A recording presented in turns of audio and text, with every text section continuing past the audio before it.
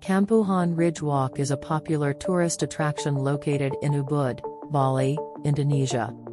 It is a scenic trek that offers stunning views of the surrounding lush green valleys, rice fields, and the Campuhan River.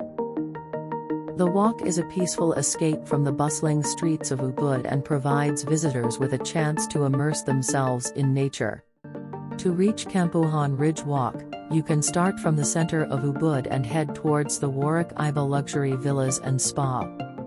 From there, you will find a small path that leads to the ridge.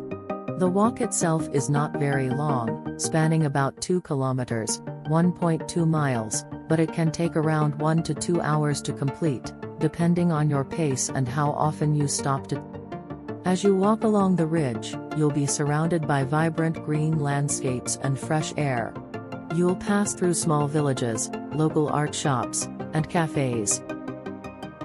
There are also several art galleries along the way, showcasing the works of local artists. The path is relatively easy, but it does involve some inclines and uneven terrain, so wearing comfortable walking shoes is recommended. The best time to visit Campuhan Ridge Walk is early in the morning or late in the afternoon.